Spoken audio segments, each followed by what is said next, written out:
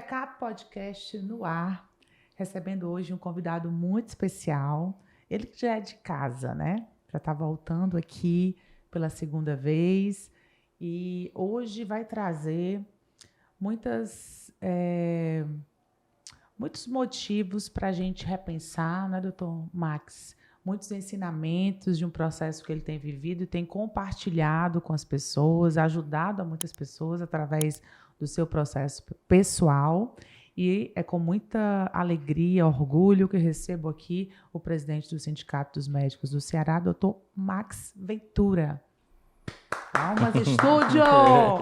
Tudo bom, querido? Tudo bem, obrigado, Natália. Obrigado a todos que acompanham o Check-up Podcast. É uma honra estar aqui novamente. É uma alegria. Sempre fico muito feliz com o teu convite. É uma honra e uma alegria realmente estar com você, que é uma grande amiga, uma grande repórter, um exemplo na categoria da saúde, na categoria da comunicação. É um exemplo para todos nós. E parabéns pela festa. Fiquei sabendo que foi muito bom. Queria ter estado lá.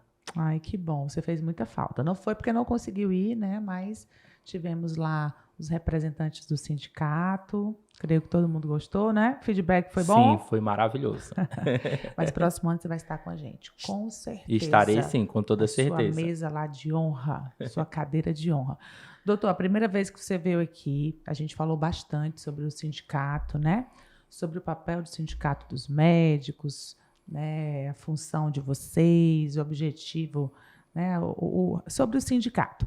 Dessa vez você veio por um motivo diferente. Você veio compartilhar algo pessoal, né, que é um problema de saúde que você tem enfrentado com muita força, com muita garra, né, com muita determinação, sabendo que vai ficar tudo bem, mas esse processo ele está sendo muito rico, né, muito doloroso, né, porque não é fácil, a gente está enfrentando algum problema de saúde, mas também muito rico porque você tem ajudado muitas pessoas, né, a repensarem as suas vidas, né, a colocarem as suas prioridades no lugar certo. E por isso que eu fiz esse convite de forma muito especial e já te agradeço por você estar abrindo esse processo com a gente. Né? Não é todo mundo que faria isso, então é realmente uma atitude de muita honra, né? Uma atitude louvável a sua de estar usando, né, esse teu processo pessoal para ajudar outras pessoas. Então, desde já, eu agradeço. Eu que agradeço a oportunidade de poder falar e compartilhar essa experiência, principalmente nessa situação de viver uma condição rara, em que as pessoas com doenças raras, elas não têm muita voz, elas não têm a oportunidade de falar sobre si, de falar sobre o seu processo de adoecimento, e elas não conhecem outras pessoas que também têm a sua condição, então elas estão ali meio perdidas na sua condição de saúde. E a população, de maneira geral, está um pouco perdida aí no seu modo de levar a vida. E aí, às vezes, a gente desvaloriza tanta coisa que é importante e que precisaria realmente ter o seu devido valor. E aí, num processo desse, a gente começa a perceber o devido lugar que deve ser colocado cada coisa. E é bem difícil desde o início, porque até a descoberta da doença é um negócio bem desafiador, né? Foi difícil chegar ao diagnóstico. Sim, foi bastante difícil, tanto a chegada ao diagnóstico quanto o recebimento do diagnóstico. Acho que os dois momentos foram muito difíceis. A doença de BC, ela tem uma característica peculiar que ela não tem um exame específico. Não existe um exame que você vai pegar lá e tem uma taxa, como, por exemplo, diabetes, tem a taxa de glicemia que você vai lá, dosa e diz assim, tem diabetes.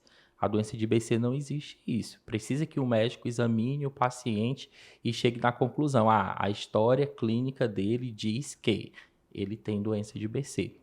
E isso demorou, no meu caso, mais de 2 anos para se chegar nessa conclusão. Então, eu passei por diversos profissionais, passei por diversos médicos, até chegar num médico super capacitado, que eu amo de coração, Dr. Marcelo Freire, que tem me acompanhado juntamente com a doutora Milena Pitombeira. Os dois são excelentes, super capacitados e chegaram assim numa conclusão e disseram, é doença de BC, tem neuro-BC e vamos efetivar o tratamento. Isso com a junção dos sintomas, Isso. com a sintomatologia. Isso. Nada específico de conclusão de laudo.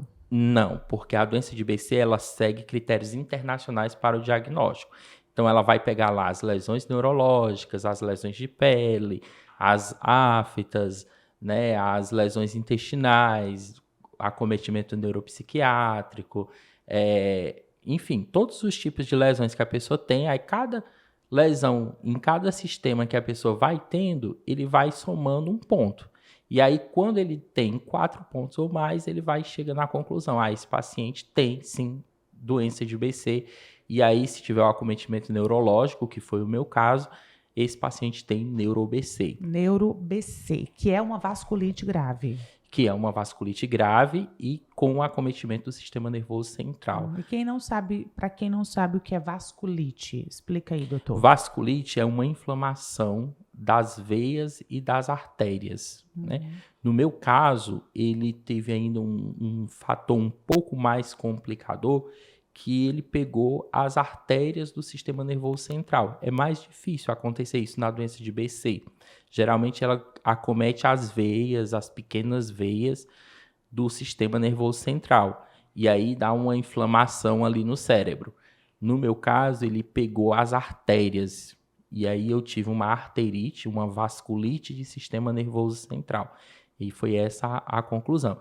E aí quando chegou esse diagnóstico, nossa, aí dá aquele choque de realidade que você tem, você se senta e fica assim a ver navios, né? Diz, e agora, o que eu vou fazer da vida, né? Até porque é uma doença que só tem controle, né? Não tem cura.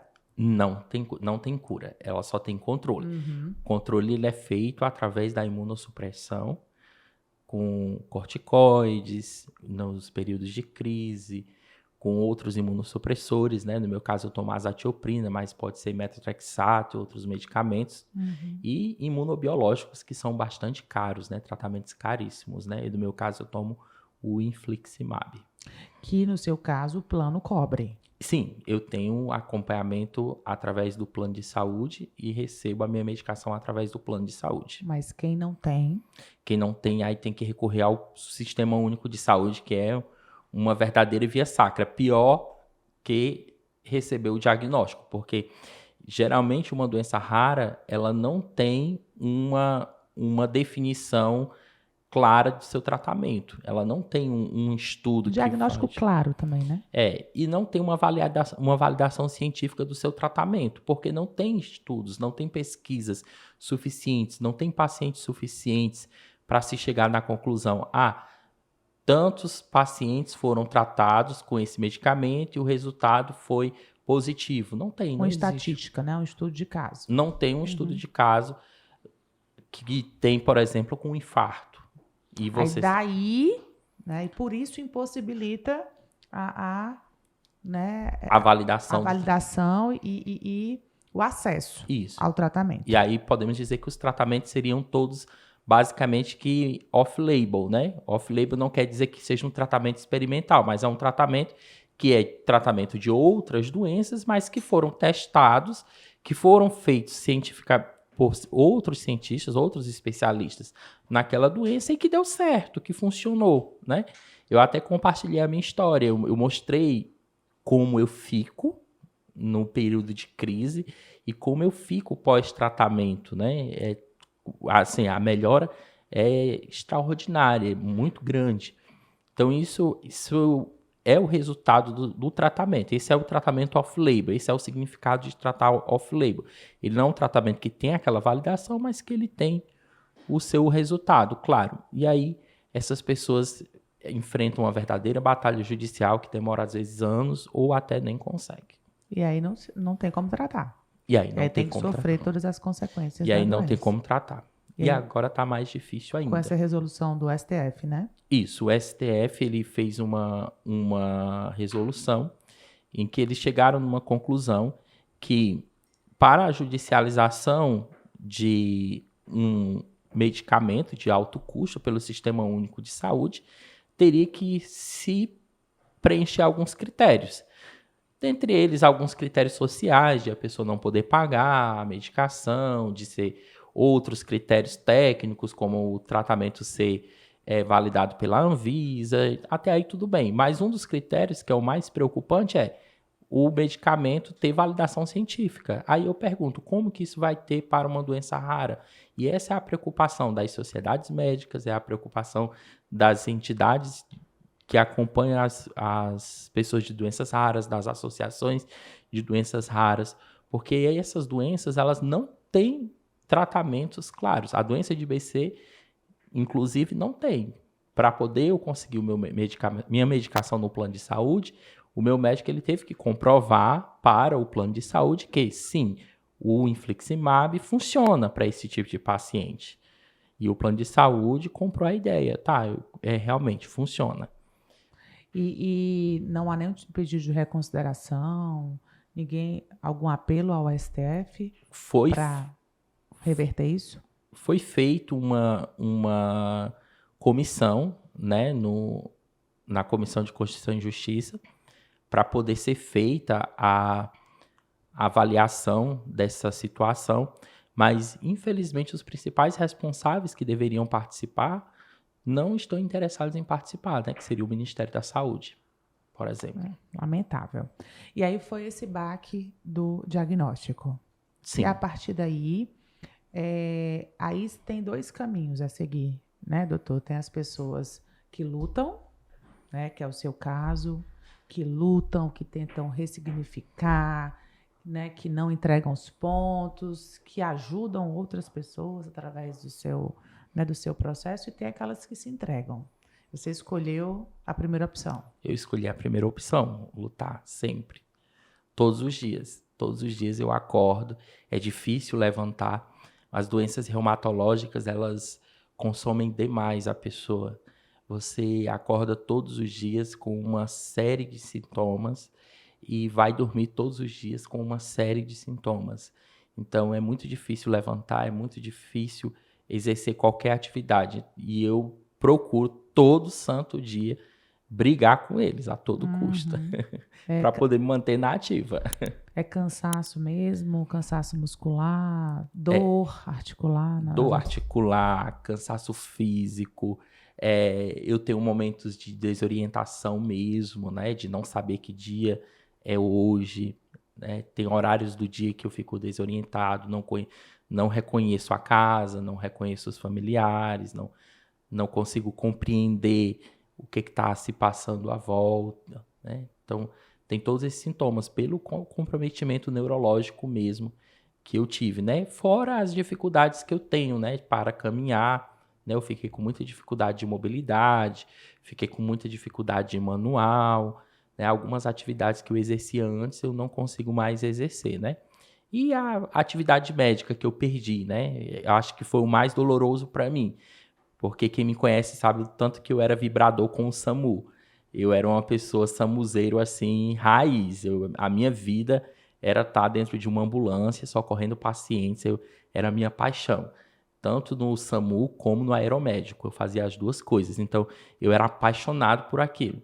E aí, como eu tomo imunobiológico, tomo muito imunossupressor, eu fui proibido de exercer essas atividades, né? A medicina legal também eu fui proibido de exercer, porque eu fazia a parte de investigação criminal também, na perícia forense do Ceará, e aí eu fui proibido de exercer essas atividades devido à imunossupressão, e isso foi muito ruim para mim, ter que encarar essa realidade e dizer assim, não, eu vou ter que parar, dar 2 passos para trás para depois dar um impulso grande maior para frente, né? Temporariamente só, Sim. Né, doutor?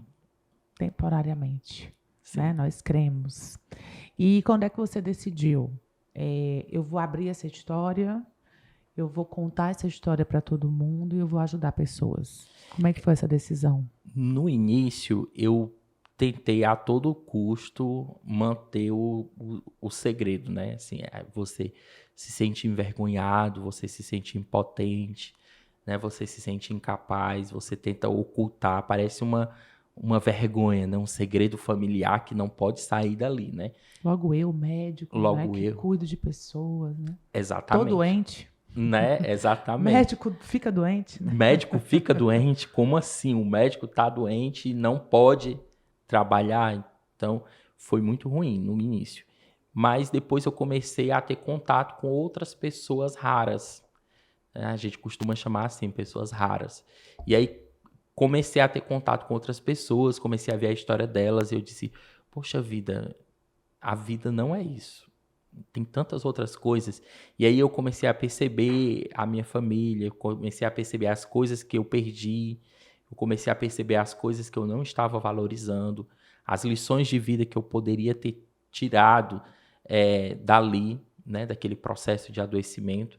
E aí eu comecei a perceber assim, não, eu não posso ficar com essas lições só para mim. Eu preciso falar para as pessoas que o que eu estou vivendo, elas precisam se alertar antes de viver, para que elas não tenham o mesmo arrependimento que eu estou tendo agora. Ou seja, a minha dor vai curar outras pessoas. Sim, exatamente.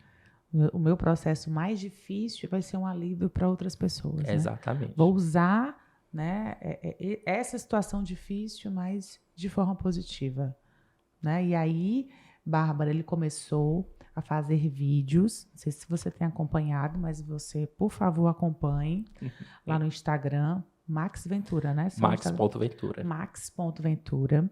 E ele começou a colocar lições da BC, da NeuroBC. Né? Aí ele foi lição 1, tá na 7ª, né? 8ª. 8ª. Tá na 8ª. Falar de forma bem objetiva. Lição 1. Qual foi a lição 1 da doença, doutor? A lição 1, eu acho que foi... Não ignorar os sinais do corpo? Não ignorar os sinais do seu próprio corpo. Eu aprendi acho que foi tudo, isso. Viu? E você sabe que depois que eu ouvi a lição 1, eu decidi me cuidar. Você também está impactando a minha vida. Que bom. E ele sabe disso.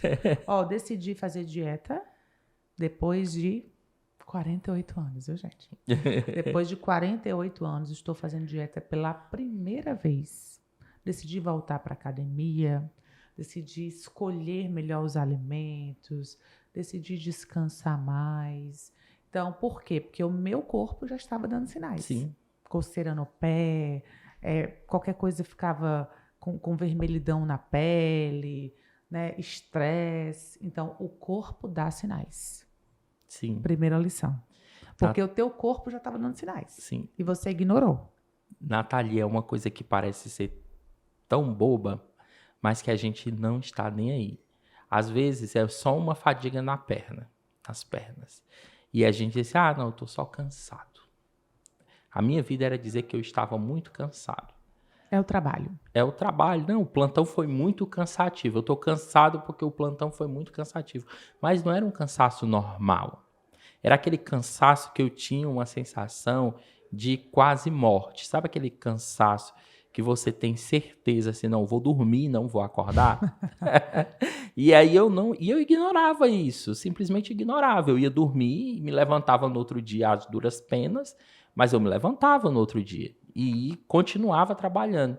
E depois, o pior é que os sinais eles se tornaram tão evidentes que as outras pessoas estavam percebendo os sinais do meu corpo. Os meus colegas de trabalho chegavam para mim e diziam assim, doutor, o senhor não acha que é melhor o senhor pedir para ir para casa? Doutor, o senhor não acha que é melhor o senhor ir no médico fazer uma consulta? Investigar melhor isso, né? Doutor, o senhor não acha que não está estranho? O senhor anda se sentindo muito mal? Doutor, o senhor está sentindo náusea direto? Doutor, de vez em quando o senhor está vomitando, o senhor acha que isso é certo? Doutor, o senhor está perdendo tanto peso, o senhor emagreceu 10 quilos, o senhor acha que isso é certo? Então foi emagrecimento acentuado, tontura, dificuldade de andar, aftas, né? Você falou? Aftas. O que mais? Alguma coisa assim? Diarreia aguda. Diarreia. Isso tudo se agravando. Isso tudo se agravando. E o corpo dando sinais. Dando sinais, as pessoas percebendo e eu ignorando. Ou não querendo dar atenção necessária. Ou não querendo dar atenção, negando. E aí, quando foi o ponto-chave? O ponto-chave foi quando eu fui parar na UTI mesmo, de verdade. Eu tive um quadro de cefaleia grave. Eu estava em casa com a minha família. E, assim, eu sou super calmo. Assim, o meu modo de ser é essa calmaria que você tá vendo, sempre. Eu cheguei pra minha mãe e disse assim, mãe, coloca meu almoço, e vamos no hospital que eu tô com um pouco de dor de cabeça. Meu Deus.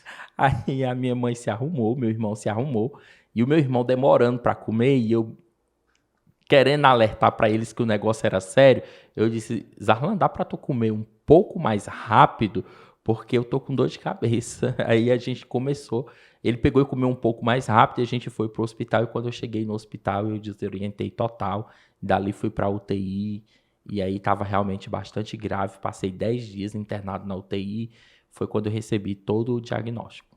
Meu Deus. E depois disso foram outras visitas também à UTI, né? Sim, aí já fui para UTI, já tive entubado na UTI, já tive complicações bem, bem sérias, já tive AVC, já tive várias complicações decorrentes da doença de BC. Meu Deus, ele fala tão natural. Que ele fala rindo, Bárbara, que a gente não tem nem noção da coisa. Inclusive, antes da festa, ficou entubado, não ficou? Foi, eu tive entubado no mês de setembro. Foi logo após o meu casamento. Eu me casei numa semana, na outra semana eu tive uma crise grave de neuro-BC. E aí eu tive uma crise convulsiva, e dessa crise convulsiva eu tive que ser entubado. Passei cerca de 24 horas, graças a Deus foi uma crise convulsiva que se reverteu muito rápido. Isso por causa do medicamento que não tomou? Alguma coisa da abstinência, não? Do medicamento? Não, foi as doenças Sintoma mesmo. reumatológicas, as doenças reumatológicas, elas têm muito a ver com o contexto psicossocial também da pessoa, sabe? Sim. E o descansar é muito importante. Outra coisa que eu aprendi, que eu até coloquei lá nas lições, é a gente precisa do nosso tempo, sabe? A gente precisa parar, a gente precisa descansar. Isso aqui não tá deixando ninguém descansar mais, Não né? deixa. Eu fico trabalhando até meia-noite, 1h da manhã. A Eu gente faço não- tudo aqui. A gente não para. Então, assim, a cabeça não para mais. Você vê que as crianças hoje estão super aceleradas, né? Sim. E você não consegue mais ter o ócio. Não consegue ficar sem fazer nada. Não existe. A criança tá aqui, mamãe me dá o celular. Você não consegue mais ver as pessoas, ver a vida, né? Não existe mais esse negócio de você ir para uma praça, né? De você ir para um parque. Não, ninguém conversa mais. Eu até brinco que todo aniversário, todo ano, meu aniversário, eu reúno minhas melhores amigas. Minhas melhores amigas dão umas 100 amigas. Se por baixo. Porque quando faltam, né? Porque algumas faltam, mas dá umas 200. E eu sempre digo o seguinte, que nós estamos trocando a essência pela conveniência, que a gente está perdendo o contato com as pessoas, que ninguém liga mais para ninguém. E agora, ano passado, eu dei uma tarefa para todas elas. Eu falei, todas as minhas amigas têm que me ligar, pelo menos uma vez por semana. Não quero negócio de mensagem no WhatsApp. Eu quero ligação, eu quero convite para almoçar, eu quero convite para tomar café, porque a gente vai perder isso. Perde. Ninguém se abraça mais. Perde. Ninguém conversa mais. Qual foi a última vez que você recebeu o convite de um amigo para tomar um café? É muito raro. Até as pessoas que a gente vai ligar oi, Dr. Max, tudo bem? Posso lhe ligar? Sim. Ninguém liga mais, se for emergência. Para médico pode ser que ligue, né? Mas assim, para amiga ninguém liga, porque tá todo mundo ocupado. E a pandemia agravou isso, porque as pessoas ficaram mais reclusas, mais egoístas, mais, né, eu não posso morrer, eu não posso ter contato. Então, assim, sim, as pessoas estão mais frias, mas por isso que eu fiz questão de te trazer aqui, porque você é uma pessoa realmente rara, doutor. Estou aqui na minha mão. Não é porque você está com uma doença rara, não é porque você é uma pessoa rara. E tá trazendo esses ensinamentos que eu, pelo menos, estou pegando tudo. E é muito importante a gente dar esse time. A gente precisa desse time. Porque o estresse, ele é pior do que qualquer doença, sim, né? Sim. Porque ele desencadeia muita doença. Demais. E na minha época do meu casamento, casar é muito bom, né? Eu casaria e faria tudo de outra vez. Eu até brinco, né, com o meu marido, eu digo assim, se fosse para mim parar na UTI, não tem problema, eu iria de novo, casaria com você de novo. Mas foi o estresse do casamento que provocou. Provavelmente, assim, aquela vida louca, né? Você imagina, a pessoa, presidente do Sindicato dos Médicos, já é uma vida frenética. O celular não para, o celular o tempo todo, não se desliga. Você até tarde da noite resolvendo o problema do sindicato. Aí vai buscar terno num canto, prova Aí, terno em noivo outro, do ano. ajeita barba, não sei o quê, noivo do ano, não sei o quê. Tem que ajeitar uma coisa do buffet e outra, e um estresse, aquela ansiedade, o nervosismo, a data tá chegando. Quando a gente resolveu parar, aí veio todos os sintomas da doença. Aí o corpo, né? Então vamos lá, para mais uma lição. Decorei todas, viu? Primeiro, Bárbara, não ignore os sinais do seu corpo. Você conhece o seu corpo melhor do que ninguém. Ó, decorei tudo. Então, alguma coisa diferente, procure ajuda. Segunda lição, você falou mais para os médicos, que é para ouvir o paciente de forma mais Sim. integral, né? Isso. Mais ampla. Não olhar o paciente como um pedaço, como, né? Ouvir o que o paciente tem a falar. Que é muito importante. Que é muito importante. Porque as pessoas também não são mais ouvidas hoje, né? As consultas cada vez mais rápidas, né? A gente não quer ouvir mais nem os nossos filhos. A gente não quer mais ouvir os nossos pais. E as coisas, elas estão assim, a gente ignora. A máquina está aqui na frente, a gente não olha para as pessoas.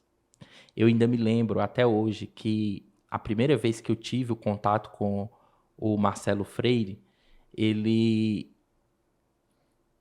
quando eu entrei no consultório dele, ele disse, não, eu não quero saber da doença agora, eu quero saber de você, como é que você está. Que eu já o conheci há algum tempo atrás. Ele disse, eu quero saber de você. Fale de você, como você está. Então eu comecei a falar de mim, comecei a conversar, ele tornou aquilo ali mais leve. Então depois ele conseguiu puxar de mim coisas até que eu não estava atento para ele poder chegar na conclusão diagnóstica.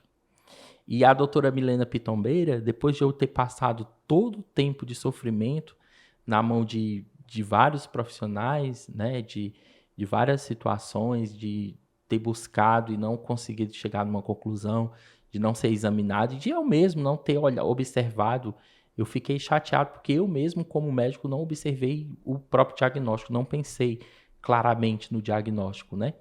E aí a doutora Milena Pitombeira pegou nas minhas mãos, ela tocou nas minhas mãos, ela olhou para mim e disse assim, eu acredito em você e nós vamos resolver. Naquele momento, Natália, eu simplesmente chorei. Eu não fiz mais nada. Eu parei e em 2 anos de luta, foi a única vez que alguém me viu chorando. Então foram 2 anos para ter o diagnóstico? 2 anos. E aí você encontrou médicos, né? Maravilhoso. De verdade. De verdade. Por isso que assim, eu amei fazer essa festa do check-up, porque é tão importante. Amo fazer essa festa, porque é tão importante reconhecer, né? A nossa medicina. A gente tem profissionais tão incríveis. Né? E você falou para mim, né, doutor? Antigamente, as pessoas diziam assim, uma doença mais séria, eu vou para São Paulo, vou para o Rio. Nós falamos sobre saúde mental, né? Nós falamos sobre saúde mental. A doutora Lívia Andrade é uma psiquiatra. A doutora Lívia Andrade, ela me acompanhava por conta da ansiedade que todo esse processo estava me causando, e ela dizia assim para mim, olha, não é esse quadro que você está enfrentando, não é psicológico. A gente precisa investigar, tem uma doença aí. E ela começou a ligar para os médicos. Ela começou a se importar com o paciente. Então, olha a postura do médico, a diferença, né? O ser diferente. Não é da minha especialidade. Eu sou psiquiatra. Sim. A doença é clínica, mas eu vou me importar. Olhar além. Eu estou com um olhar além. E eu vou além, eu vou ligar para os profissionais, eu vou procurar. Então, ela começou a ligar para o neurologista, ela ligou para o reumatologista, ela começou a discutir o caso e começou a dar a opinião dela do ponto de vista psiquiátrico e do que ela tinha observado, de que era clínico e do que era psiquiátrico. E ele falou algo para mim também, Bárbara, que me chamou muita atenção, que ele falou o seguinte, para que eu vou procurar um médico fora se a minha médica é que dá, né, que faz estudo de caso aí com o povo do mundo todo. Se ela que é a fera, né, não? Sim. E tá aqui, nós temos grandes médicos aqui. Sim, o Ceará tem grandes médicos. É um celeiro mesmo, né? O Ceará tem excelentes profissionais e a gente tem que valorizar a nossa terra. Fortaleza tem profissionais de excelência e que a gente precisa tirar o chapéu para eles. Por isso você está se tratando aqui, você poderia estar se Sim, tratando em qualquer lugar. em nenhum Né? momento eu fui para fora. Então, essa equipe fantástica. Fantástico. Mande um beijo aí para sua equipe. Eles estão te Ah, vendo. sim, a doutora Lívia Andrade, doutor Marcelo Freire, doutora Milena Pitombeira e doutor Rodrigo da Ponte, né? Um é fisiatra, um é neurologista, a psiquiatra e o reumatologista. São 4 excelentes profissionais, são 4 médicos assim que me acompanham e que, nossa, são maravilhosos. E tem a equipe de multiprofissionais também, né? Tem a Gardênia e a Jaiane, fisioterapeuta, e tem o Paulo Sérgio, psicólogo, neuropsicólogo, que me acompanha. Essa equipe multiprofissional, esse time de gigantes aí Esse me time que acompanharam. merece um troféu, né, não? Merece um troféu. E aí foram outros ensinamentos que ele vai estar dando sempre, mas ele falou sobre a importância de conviver com as pessoas que você ama, né? Sim, Valorizar a família. Falou também da questão financeira, né? De você ter uma organização financeira, porque quando a doença vem, se você não tivesse essa organização, seria bem mais difícil, sim. né? As pessoas organizarem suas vidas financeiramente, emocionalmente, com suas famílias. E assim, tem um monte de coisa, né? Que não dá tempo de falar, mas só ensinamentos importantes, viu, doutor? Isso. A gente precisa valorizar, né? A gente precisa valorizar o dia a dia. A gente precisa valorizar a vida. A gente precisa valorizar as pessoas, né? De tudo eu aprendi, né? De como lidar com o dinheiro, até sobre liderança. Até sobre liderança eu aprendi.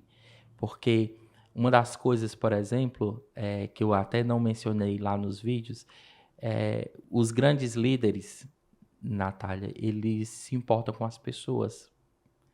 Um grande líder, ele olha para o ser humano. E o mundo ele não dá mais espaço para as pessoas que não olham para o ser humano.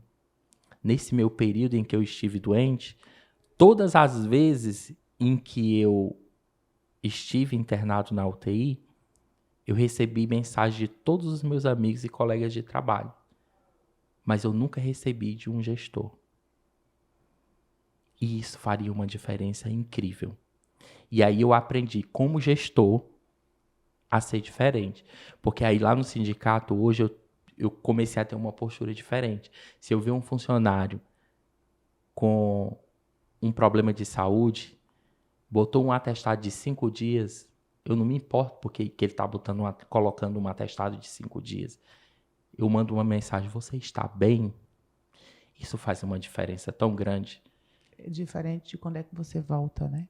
Diferente de quando você volta. Porque as pessoas, elas precisam ser vistas. É humanidade.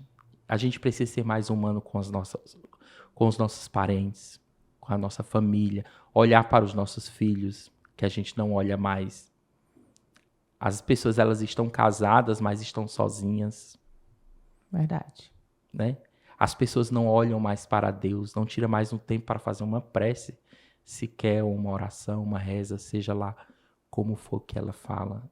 Ela não tira mais tempo nem para fazer isso, porque passa tanto tempo no celular, trabalha tanto no celular que às vezes dorme com o celular na mão e nenhuma prece sequer ela faz. E são momentos pequenos, mas que fazem tanta diferença e que quando você se vê doente, No UTI, numa UTI, é a única coisa que você vai sentir falta. porque eu acho que a maior dificuldade das pessoas é viver o presente. Ou as pessoas são deprimidas, vivendo do passado, ou são ansiosas com o futuro, mas esquecem de viver o hoje, porque a gente só tem o quê? O hoje.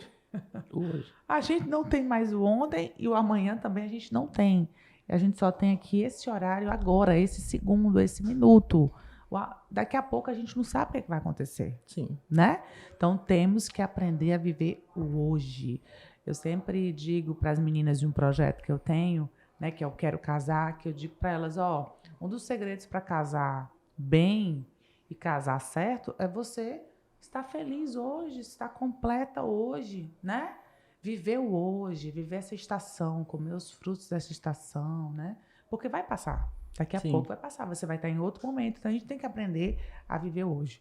E eu estou muito feliz porque esse processo difícil te ensinou isso também, mais ainda, né? Sim. A você viver hoje, valorizar as pessoas. Isso é um ponto muito positivo, né, doutor? Sim. O minuto passado, ele não tem volta. Sim. Ele não tem volta. Então a gente tem que viver cada um como se fosse o último mesmo e valorizar.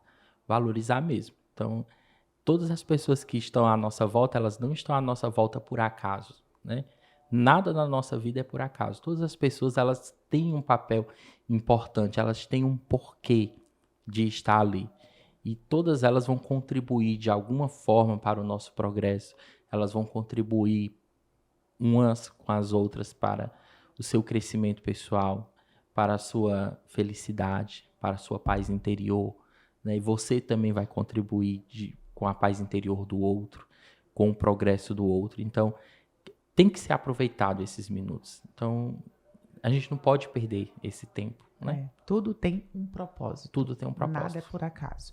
E essa nossa entrevista, eu tenho certeza que vai ajudar muita gente. Sim. Tenho certeza que vai. Você pode aí mandar para todo mundo que você conhece, para aquela pessoa que está doente, né? Que precisa de uma palavra de ânimo, né? Para aquela pessoa que está se sentindo triste, precisa de uma motivação, manda aí, né? E não esqueça que estamos só no meio da guerra, mas a vitória é nossa. Sim, não é isso? sempre. A esperança, ela não é a última que morre, ela não morre. É verdade, muito bem. Vamos encerrar com essa. A esperança, ela não é a última que morre, ela não morre. Meu querido, muito obrigada. Passaria uma semana aqui conversando com você, mas muito obrigada por esses ensinamentos que você está trazendo para a gente, pela pessoa que você é maravilhosa. Tenho certeza que o seu fã-clube só aumentou, porque muita gente já te admira, né? Te ama. Eu não te conhecia, te conheci naquela entrevista primeira, mas depois que a gente começou a fazer entrevistas, muita gente, eu conheço, eu gosto muito dele, ele é uma pessoa muito boa, e é isso. É o que a gente, né? O nosso legado, é o que a gente deixa isso, é o que a gente passa para as pessoas. Então, que o Senhor te abençoe, que Deus te abençoe, né? Nós já declaramos a sua cura, em nome de Jesus, e todo mundo aí orando pelo seu pleno restabelecimento. Daqui a pouco você vai estar de volta com tudo. Amém. Sou eu que agradeço a oportunidade de estar aqui e fico mais feliz ainda de poder te ver, de poder conversar e de estar aqui com você. E pare de dar susto na gente, viu? Sim, vou parar. Prometo que vou parar de dar esse susto. Essas brincadeiras não estão legais, não. Um beijo grande, mais sucesso lá à frente do sindicato, né? Em 2025 eu sei que tem muita coisa para acontecer. Sim. Se você é visionário, né? Parabéns pelo trabalho lá também. E eu quero agradecer a você por mais um Check-up Podcast. Agradecer ao nosso patrocinador, CLDO e CCO, tratando os seus olhos com excelência há 25 anos. Muito obrigada, Gina, doutor André, vocês que são também responsáveis pelo sucesso da nossa medicina, né, da nossa saúde, Grupo CLDO e CCO. Doutor Max, beijo, um ano novo muito especial, 2025 muito especial para você, para toda a sua família, e volte mais vezes que esse podcast é seu. Amém. A todos nós. Beijo. Tchau, tchau. Tchau, tchau.